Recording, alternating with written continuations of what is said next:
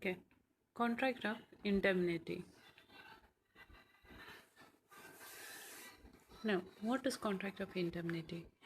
അതായത് when one person is telling I would make good the loss for you എന്ന് പറയുമ്പോൾ he is called the indemnifier, and the person whose loss is to be made good is called the indemnity holder. For example, ഞാനൊരു insurance policy എടുക്കുന്നു. ഞാൻ indemnity ഹോൾഡറും എനിക്ക് വേണ്ടി insurance company പറയുകയാണ് അതെല്ലാം ഞാൻ പേ ചെയ്തോളാം എന്ന് പറയുന്ന ഇൻഷുറൻസ് കമ്പനി ആരാണ്? ഇൻഡെംനിഫയർ. ഓക്കെ, അതേ ഉള്ളൂ ഇതിൽ നിന്ന് നിങ്ങൾക്ക് മനസ്സിലാക്കാൻ. പിന്നെ ആ എക്സാമ്പിൾ നിങ്ങൾ മനസ്സിലാക്കുക. ഞാനിപ്പോൾ ബിയുടെ ബാങ്കിലേക്ക് സി എന്ന് പറയുന്ന ഒരു വ്യക്തിയെ ഇവിടെ ക്യാഷ്യറായിട്ട് ഇരുത്തിക്കൂ എന്ന് പറഞ്ഞ് കൊണ്ടുവരുമ്പോൾ സി ഇനി എന്തെങ്കിലും കാണിച്ചാൽ തന്നെ അത് ഞാൻ ഏറ്റെടുത്തോളാം എന്ന് പറയുമ്പം എ ആരാണ്? Is the indemnifier, B is the indemnity holder. Okay, now next is അത് എക്സ്പ്രസ് ആകാം, ഇംപ്ലൈഡ് ആകാം ഇൻഡെംനിറ്റി. ഓക്കെ, എക്സ്പ്രസ് എന്ന് വെച്ചാൽ ചില പ്രോമിസസ് ചെയ്യുക. Cases where loss is caused by the conduct of the promisor himself or by the conduct of any other person. അതായത് ഞാൻ ഇച്ചിരി മുന്നേ പറഞ്ഞ് നമ്മൾ എയും ബിയും സിയുടെ എക്സാമ്പിൾ പോലെ അതെല്ലാം ഇംപ്ലൈഡ് പ്രോമിസസ് ഓർ ടു ഇൻഡെംനിഫൈ. അതായത് ആക്സിഡൻറ്റ്സ് അല്ലെങ്കിൽ എന്തെങ്കിലും ഒരു event not depending on the conduct of the promisor or any other person. It happens and ഒരു ഇവൻ്റ് എന്താ ആക്ട് ഓഫ് ഗോഡ് മുഖേന ഹാപ്പൻ ചെയ്യുന്ന ഒരു ആക്സിഡൻറ്റ് അത് ഇൻഡെംനിഫൈ ചെയ്യുന്ന കാര്യങ്ങൾ. ഓക്കെ,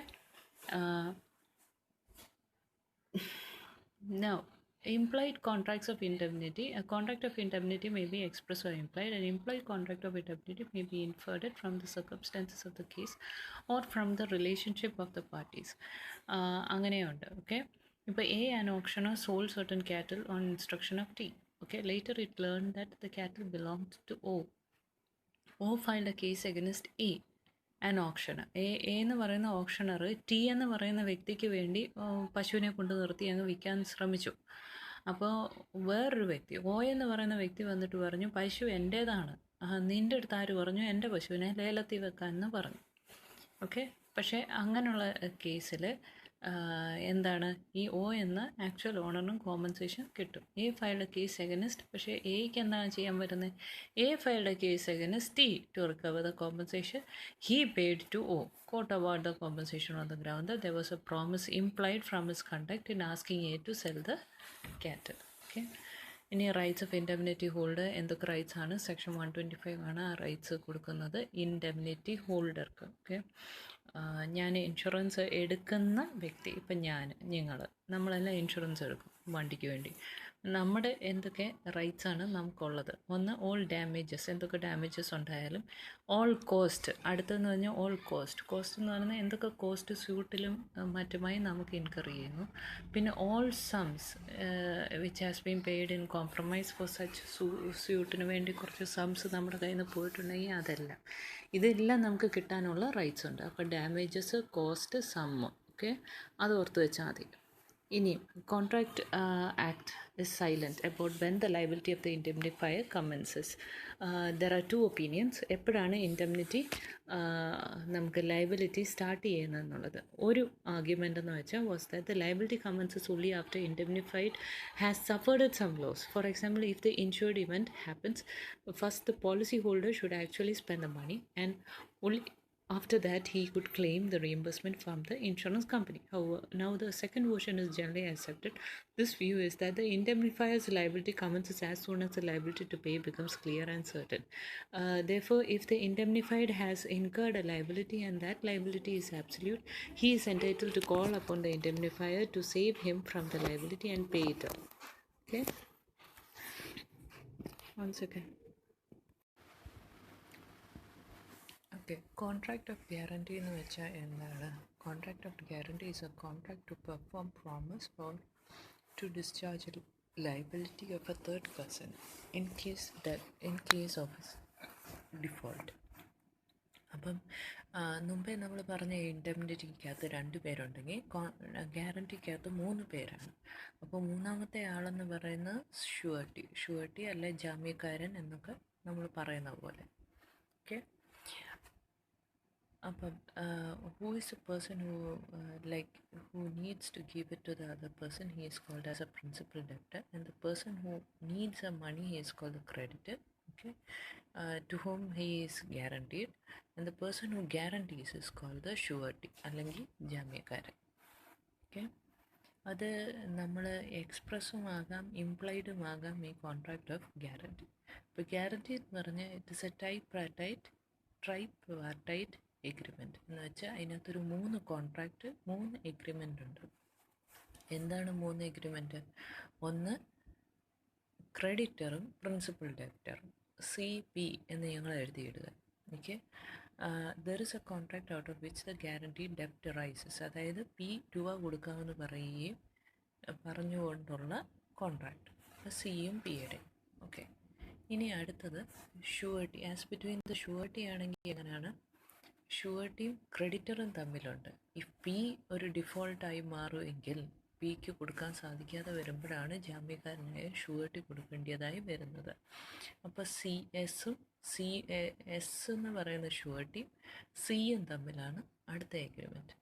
ഇനിയും അടുത്ത എഗ്രിമെൻ്റ് എന്ന് പറയുന്നതാണ് എസും പിയും തമ്മിൽ. അതായത് ഷുവർട്ടി ക്രെഡിറ്ററിന് രൂപയെല്ലാം കൊടുത്തു കഴിഞ്ഞാൽ ഉറപ്പായിട്ടും ഷുവർട്ടിക്ക് ആ രൂപ തിരിച്ച് ഡെപ്റ്റർ കൊടുക്കണ്ടേ, പ്രിൻസിപ്പൽ ഡെപ്റ്റർ. അതാണ് എസും പിയും തമ്മിലാണ് അടുത്ത എഗ്രിമെൻറ്റ്. അപ്പോൾ ഇനീഷ്യലായിട്ടുള്ള ഡെപ്റ്റ് റൈസ് ചെയ്യുമ്പോൾ ആരാണ്? ക്രെഡിറ്ററും പ്രിൻസിപ്പൽ ഡെപ്റ്ററും. അത് ആദ്യത്തെ എഗ്രിമെൻറ്റ്. രണ്ടാമത്തെ പ്രിൻസിപ്പൽ ഡെപ്റ്ററും ഷുവർട്ടിയും ക്രെഡിറ്ററും തമ്മിൽ, അതായത് ഡെപ്റ്റർ ഡിഫോൾട്ട് ആവുന്ന രൂപ തരുന്നില്ലാത്തപ്പോൾ ഷുവർട്ടിയാണ് അടുത്ത സെക്കൻഡറി ലയബിലിറ്റി എന്ന് പറയുന്നത് ഷുവർട്ടിയുടെയാണ്. ഇനി ഷുവർട്ടി കൊടുത്തു കഴിഞ്ഞാലോ ഷുവർട്ടിക്ക് അത് തിരിച്ചു കൊടുക്കുക എന്നുള്ളത് ഡെപ്റ്ററിൻ്റെ എഗ്രിമെൻ്റാണ്. അപ്പം എസും പിയും, അപ്പോൾ സിയ് പിയ്, എസ് സിയ്, പിന്നെ എസും പിയും. Okay, what are the essential features of A contract എന്ന് ചോദിച്ചാൽ കോൺകറൻസ് ഉണ്ട്. കോൺകറൻസ് ഓഫ് ഓൾ 3 പാർട്ടീസ്. അതിനകത്ത് 3 പാർട്ടീസ് ഇല്ലേ? That is the principal debtor, the creditor and the surety. പിന്നെ എക്സിസ്റ്റൻസ്, അടുത്തതെന്ന് വെച്ചാൽ എക്സിസ്റ്റൻസ് ഓഫ് പ്രൈമറി ലയബിലിറ്റി. ഞാൻ ഫാസ്റ്റായിട്ട് പോവാണ് റിവിഷൻ എന്നുള്ള രീതിയിൽ. എക്സിസ്റ്റൻസ് ഓഫ് പ്രൈമറി ലയബിലിറ്റി എന്ന് പറയുന്നത് എന്താണ്? അവിടെ പ്രൈമറി ലയബിലിറ്റി എന്ന് പറയുന്നതാണ് പ്രിൻസിപ്പൽ ഡെപ്റ്റർ രൂപ കൊടുക്കുക എന്നുള്ളത്. If he is at default എന്ന് മാത്രമേ ഷുവർട്ടിക്ക് അവിടെ ആക്ട് ചെയ്യാൻ കഴിയുകയും ഷുവർട്ടി കൊടുക്കേണ്ടതായി വരുത്തുമുള്ളൂ. ഓക്കെ, അതാണ് secondary liability. Now, writing not compulsory. In some cases, writing is not that compulsory regarding a contract of guarantee. ഞാനൊരു വ്യക്തിയെ ഒരു കമ്പനി കൊണ്ടുവന്നിട്ട് ഇവനെ അപ്പോയിൻറ്റ് ചെയ്തോ, ഞാൻ ഗ്യാരണ്ടി, ഇവൻ എന്തെങ്കിലും നാശം ചെയ്താലും ഞാൻ ഗ്യാരണ്ടി എന്ന് പറയുന്നതും കോൺട്രാക്ട് ഓഫ് ഗ്യാരണ്ടി ആണ്. Now, essentials of a valid contract. ഈ ഗ്യാരണ്ടി പറയുന്ന ആളും he should be competent enough. ഇപ്പം principal debtor is contract of guarantee valid ആയിരിക്കും if the principal of debtor is incompetent to the contract. പക്ഷേ അങ്ങനത്തെ കേസിൽ surety ആയിരിക്കുമല്ലോ ലയബിൾ ആവുന്നത്. പക്ഷേ surety should be competent enough to enter into ആ contract. Okay, പിന്നെ കൺസിഡറേഷൻ കാണണം. അപ്പോൾ വാലിഡ് കോൺട്രാക്ട്സിനകത്ത് കോമ്പീറ്റൻറ്റ് പേഴ്സൻ്റെയും കൺസിഡറേഷൻ്റെയും ഓക്കെ consideration എന്ന് പറയുന്നത് on that ground the contract cannot be cancelled because any benefit received by the principal debtor from the creditor is treated as sufficient consideration to the surety for giving the guarantee. അപ്പോൾ അവിടെ ഒരു consideration ഉണ്ട്. എന്താണ് ആ consideration? ഷുവർട്ടിക്ക് എന്തെങ്കിലും consideration കിട്ടുന്നുണ്ടോ? ഇല്ല. പക്ഷേ പ്രിൻസിപ്പൽ ഡെപ്റ്ററിന് ക്രെഡിറ്റർ രൂപ കൊടുത്തിട്ടുണ്ട്. അത് ധാരാളം മതി, ആ കൺസിഡറേഷൻ മതി കോൺട്രാക്ട് ഓഫ് ഗ്യാരണ്ടി ആകാൻ. ഇനി ഞങ്ങൾ ചോദിക്കാൻ വളരെ സാധ്യതയുള്ള ഒരു ഏരിയയാണ് കോൺട്രാക്ട് ഓഫ് ഗ്യാരണ്ടിയും കോൺട്രാക്ട് ഓഫ് ഇൻഡെംനിറ്റിയും തമ്മിലുള്ള ഡിഫറൻസ്. ഇൻഡെംനിറ്റി എന്താ? ഞാൻ നേരത്തെ പറഞ്ഞ പോലെ ഇൻഷുറൻസ് കമ്പനിയിൽ നിന്ന് നമ്മൾ ഒരു ഇൻഷുറൻസ് പോളിസി എടുക്കുമ്പോൾ ഞാൻ ആരാ? ഇൻഡെംനിറ്റി ഹോൾഡറും ആ ഇൻഷുറൻസ് കമ്പനി ആരാ? ഇൻഡെംനിഫയറും. ഓക്കെ, അവിടെ ഒറ്റ കോൺട്രാക്റ്റേ ഉള്ളൂ, ഞാനും ഇൻഷുറൻസ് കമ്പനിയുമായിട്ട്, അല്ലേ? 2 പാർട്ടീസ് ഫുള്ളി ഇൻവോൾവ്. പക്ഷേ കോൺട്രാക്ട് ഓഫ് ഗ്യാരണ്ടിയിലായിരിക്കുക? ക്രെഡിറ്റർ, പിന്നെ ഡെപ്റ്റർ, ഇത് പോരാഞ്ഞ ഒരു ജാമ്യക്കാരൻ ഷുവർട്ടി, 3 പേരുണ്ട്. അപ്പം നമ്പർ ഓഫ് പാർട്ടീസ് വെച്ച് അവരെ ഡിഫർ ചെയ്യാം. മറ്റേത് 2, ഇവിടെ 3. ഇനി നമ്പർ ഓഫ് കോൺട്രാക്റ്റ് വെച്ചും അവിടെ 1 ഉള്ളൂ, ഇവിടെ എത്ര? Tripartite contract. ഞാൻ പറഞ്ഞ പോലെ 3 കോൺട്രാക്റ്റ് ഉണ്ട്. ഇനി ലയബിലിറ്റി എങ്ങനെയാണ്? ഇൻഡെംനിഫയറും indemnified is a primary liability of the indemnifier is to indemnify is the primary nature അല്ലേ? മറ്റിടത്ത് അങ്ങനെയല്ല. പ്രിൻസിപ്പൽ ഡെപ്റ്ററിൻ്റെയാണ് പ്രൈമറി ലയബിലിറ്റിയും സെക്കൻഡറി ലയബിലിറ്റി റൈസ് ചെയ്യുന്നതാണ് ഷുവർട്ടിയുമായിട്ടുള്ളത്. ഷുവർട്ടിയും ക്രെഡിറ്ററും തമ്മിലുള്ള ലയബിലിറ്റി അത് സെക്കൻഡറി ഇൻ നേച്ചറാണ്. റിക്വസ്റ്റ് എന്ന് പറയുന്നത് it is not necessary for the indemnified to act with the request of the indemnified. പക്ഷേ surety should be given guarantee should have given the guarantee at the request of the principal debtor. Principal debtor request ചെയ്യുമ്പോൾ surety guarantee കൊടുക്കണം. Now commencement of liability എപ്പോഴാണ്? ഒരു happening of contingency എപ്പോഴെങ്കിലും വേണമെങ്കിൽ ആ കാര്യം rice ചെയ്യാം. അതിൻ്റെ മേലെയാണ് ഇൻഡെംനിഫയർ ആക്ട് ചെയ്യേണ്ടത്. പക്ഷേ മറ്റേൻ്റെ ലയബിലിറ്റി എങ്ങനെയാണ്? എക്സിസ്റ്റിംഗ് ലയബിലിറ്റിയാണ്. അതിലേക്കാണ് ഞാൻ ഗ്യാരണ്ടി കൊടുക്കുന്നത്. ഞാൻ ഓൾറെഡി ക്രെഡിറ്ററിൻ്റെ കയ്യിൽ നിന്ന് മേടിച്ചു കഴിഞ്ഞു, ജാമ്യക്കാരനെ നിർത്തിക്കുന്നു, ഷുവർട്ടിയെ നിർത്തിക്കുന്നുണ്ട്. Rights against the third parties. Indemnifier cannot sue third party for the loss in his own name. He can only do so if he is assigned in his favor. Surety എങ്ങനെ? He can proceed against a principal debtor for his own right after he has discharged the liability. അതായത് അത് പ്രത്യേകമായിട്ട് ശ്രദ്ധിക്കണം. ആ രണ്ടാമത്തെ ഇതെന്ന് വെച്ചാൽ ഷുവർട്ടിയുടെ കയ്യിൽ നിന്ന് രൂപയെല്ലാം എടുത്ത് ക്രെഡിറ്ററിനെ കൊടുത്ത് തീർത്താൽ ഷുവർട്ടി പിന്നെ ക്രെഡിറ്റർ എന്നുള്ള സ്ഥാനത്തേക്ക് എത്തും. അപ്പോൾ ഷുവർട്ടിക്ക് പിന്നെ he can proceed against A principal debtor. ഇനി എന്തൊക്കെ കൈൻഡ്സ് ഓഫ് ഗ്യാരണ്ടീസ് ഉണ്ട്? സ്പെസിഫിക് ഗ്യാരണ്ടി എന്ന് വെച്ചാൽ ഒരു സിംഗിൾ ട്രാൻസാക്ഷൻ്റെ ഗ്യാരണ്ടിയാണ്. കണ്ടിന്യൂയിങ് ഗ്യാരണ്ടി എന്ന് വെച്ചാൽ ഇപ്പം ഞാൻ എൻ്റെ വീടിൻ്റെ റെൻറ്റ് കളക്ട് ചെയ്തോളാൻ പറയുന്നു. അപ്പോൾ ഒരു വ്യക്തി കളക്ട് ചെയ്യുന്നു, അത് കളക്ട് ചെയ്ത് നിൻ്റെ കയ്യിൽ ഏൽപ്പിക്കും എന്ന് പറയുന്ന വേറൊരു ഷുവർട്ടിയും കാണും. It is A continuing guarantee. ഈ മാസം 5,000 കിട്ടുന്നു, അടുത്ത മാസം 5,000 കിട്ടുന്നു. It is A continuing guarantee. അപ്പോൾ ഷുവർട്ടിയും കണ്ടിന്യൂ ചെയ്തുകൊണ്ടിരിക്കുക അൺലെസ് അൺടിൽ ബൈ നോട്ടീസ് ഈ റിവോക്ക് ഫ്രം ഹിസ് ഷുവർട്ടിഷിപ്പ്. ഓക്കെ. ഇനി റെട്രോസ്പെക്റ്റീവ് ഗ്യാരണ്ടി എന്ന് വെച്ചാൽ എക്സിസ്റ്റിംഗ് ഡെപ്റ്റിന് ഗ്യാരണ്ടി പറയുന്നു ഷുവർട്ടി. പ്രോസ്പെക്റ്റീവ് എന്ന് വെച്ചാൽ ഫ്യൂച്ചർ ഡെപ്റ്റ് അല്ലെങ്കിൽ ഒരു ഒബ്ലിഗേഷന് വേണ്ടി ഗ്യാരണ്ടി പറയുന്നു. ഫിഡിലിറ്റി ഗ്യാരണ്ടി എന്ന് വെച്ചാൽ എന്താ? ഒരു ജോബിനകത്തേക്ക് ഒരാളെ പ്രവേശിപ്പിച്ചിട്ട് ഞാൻ പറയുന്നു ഇവൻ മെടുക്കനാണ്, ഐ ഗ്യാരണ്ടി ദാറ്റ് എന്നൊക്കെ പറഞ്ഞ് എംപ്ലോയ്മെൻറ്റിലുള്ളത്. അപ്പം ഇത്രയുമാണ് 5 ടൈപ്പ് ഓഫ് ഗ്യാരണ്ടീസ് ഉള്ളത്. റിവൊക്കേഷൻ ബൈ കണ്ടിന്യൂയിങ് ഗ്യാരണ്ടി എന്തൊക്കെയാണ്? ഏത് രീതിയിൽ നമുക്ക് ഇനി മുതൽ ഞാൻ ഷുവർട്ടി ആയിട്ട് നിൽക്കുന്നില്ല എന്ന് എപ്പോൾ ഒക്കെ പറയാം? ഒന്ന് ബൈ നോട്ടീസായിട്ട്, ഓക്കെ, ഫ്യൂച്ചർ ട്രാൻസാക്ഷൻസ് ഒന്നും ഇനി ഞാനില്ല എന്ന് പറഞ്ഞ് നോട്ടീസ് ക്രെഡിറ്ററിന് കൊടുക്കണം. അല്ലെ പിന്നെ ഡെത്ത് ഓഫ് ഷുവർട്ടി മരിച്ചു പോവുക എന്ന് വിചാരിച്ചാൽ അപ്പം തന്നെ അത് റിവോക്ക് ചെയ്യും, കോൺട്രാക്റ്റ് ഓഫ് ഗ്യാരണ്ടി. എന്നിട്ട് ഫ്യൂച്ചർ ട്രാൻസാക്ഷൻസ് എന്തെങ്കിലും ഉണ്ടെങ്കിൽ അതെല്ലാം അതിൽ നിന്ന് ഷുവർട്ടിഷിപ്പ് മാഞ്ഞു പോവുകയെങ്കിലും പാസ്റ്റ് നടന്നു കഴിഞ്ഞ ട്രാൻസാക്ഷനെല്ലാം ലീഗൽ റെപ്രസെൻറ്റേറ്റീവ് ലയബിൾ ആകുകയും ചെയ്യും. Nature and the extent of surety's liability.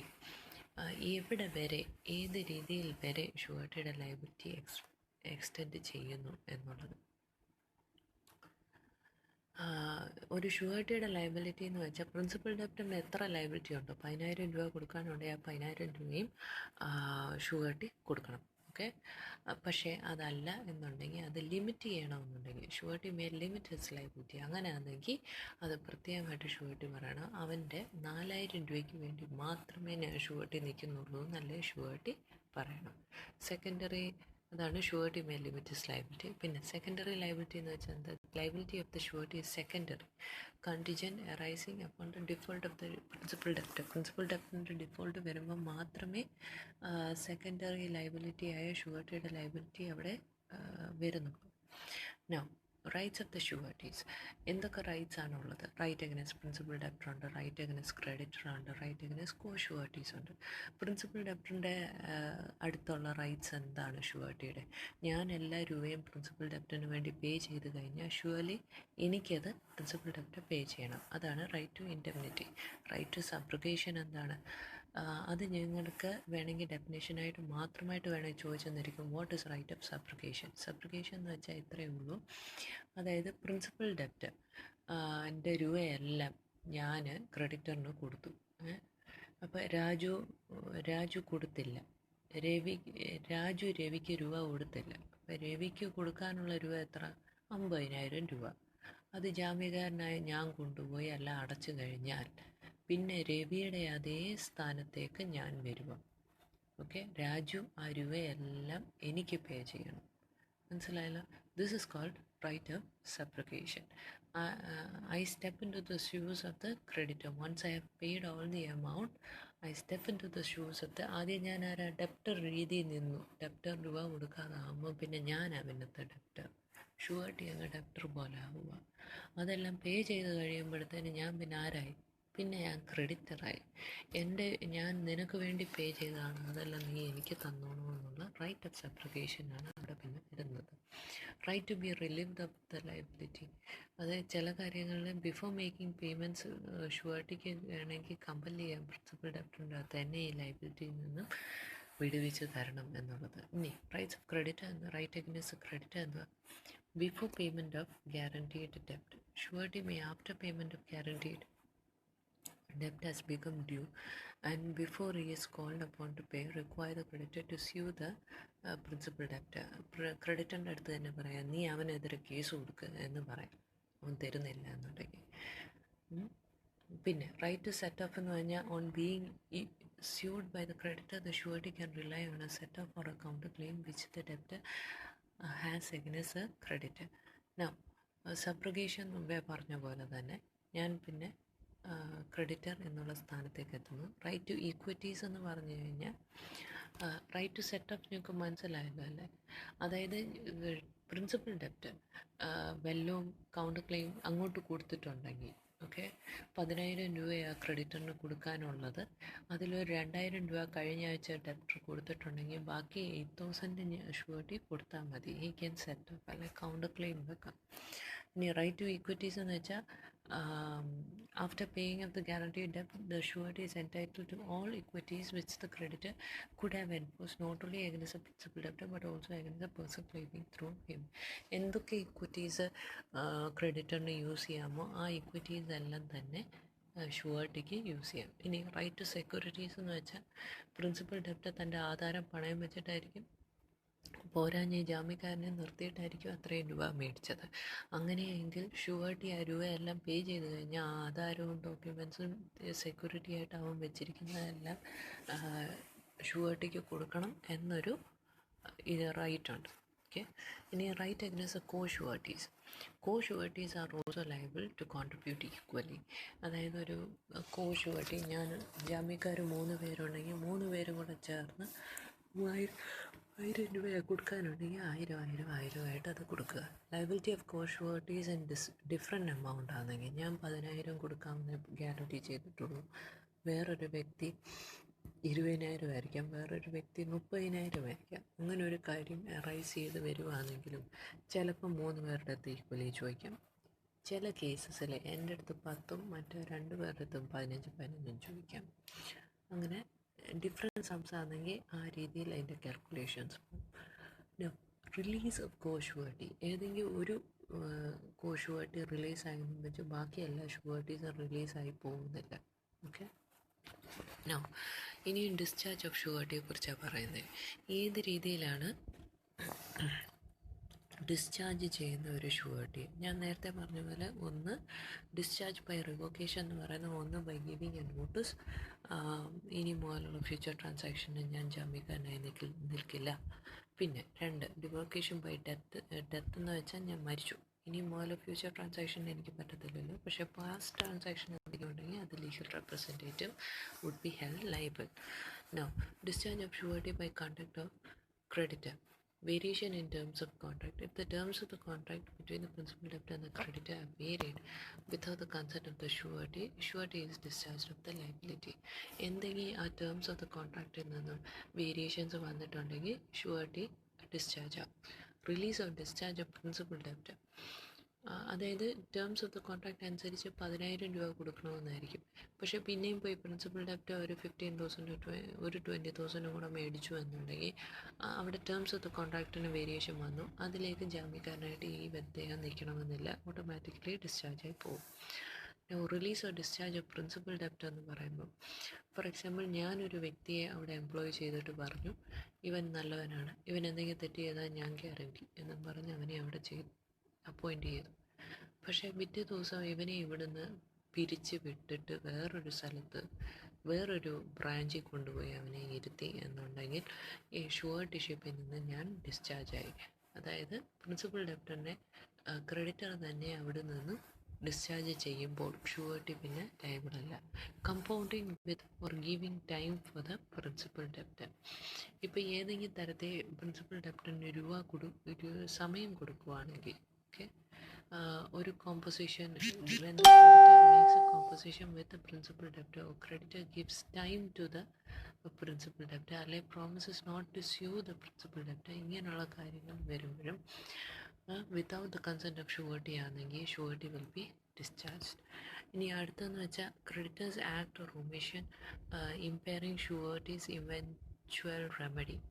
അതായത് ഇപ്പോൾ creditor does any act which is inconsistent with the rights of the surety or omits to do any act which his duty to the surety requires him to do, eventually the remedy of the surety himself against the principal is then discharged.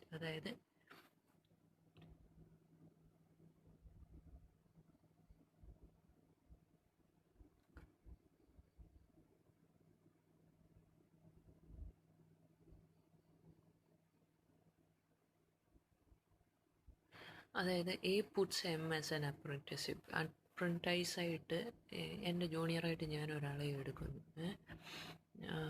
എങ്ങനെയാണ് വേറൊരാൾ വന്ന് എൻ്റെ C എന്ന് പറയുന്ന ഒരാൾ വന്നിട്ട് പറയുന്നു ഇവനെ ജൂനിയറായിട്ട് ഇവിടെ വെക്കും. അപ്പോൾ എന്നിട്ട് സി എന്ന് പറയുന്ന ആൾ എനിക്കൊരു ഗ്യാരണ്ടി തന്നു, ഇവൻ മിടുക്കനാണ്, ഇവനൊന്ന് നല്ലതാണ് എന്നെൻ്റെ അടുത്ത് പറഞ്ഞു.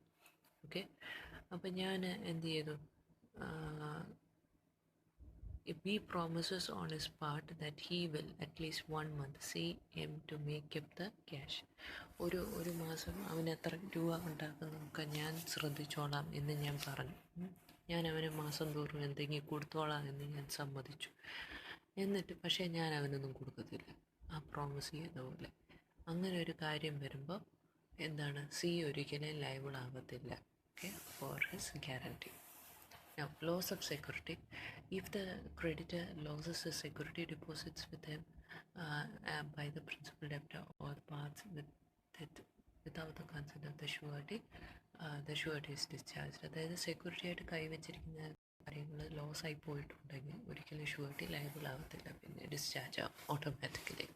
Now, discharge of surety by invalidation of a contract if guarantee has been obtained. അപ്പോൾ ഫ്രോഡും കൺസീൽമെൻറ്റും എല്ലാം അതിനകത്തുണ്ട്. മെറ്റീരിയൽ ഫാക്ട്സ് മറച്ചു വെച്ചു എന്നുണ്ടെങ്കിൽ ഷുവർട്ടി വിൽ ബി ഡിസ്ചാർജ്. പിന്നെ വാലിഡ് കോൺട്രാക്റ്റിൻ്റെ എന്തെങ്കിലും ഒരു കാര്യങ്ങൾ അവിടെ ലാക്ക് ചെയ്യുന്നുണ്ടെങ്കിൽ, അതായത് കോമ്പീറ്റൻസിയോ കൺസിഡറേഷനോ എന്തെങ്കിലും അവിടെ ലാക്ക് ചെയ്യുന്നുണ്ടെങ്കിൽ ഷുവർട്ടിഷിപ്പ് വിൽ ബി ഡിസ്ചാർജ്. ഓക്കെ, ഇത് വെച്ച് അതിൻ്റെ ഒരു റിവിഷൻ എന്ന രീതിയിലാണ് ഞാനിത് ചെയ്തത്. ഇനി അടുത്ത ചാപ്റ്റർ ചെയ്യാം.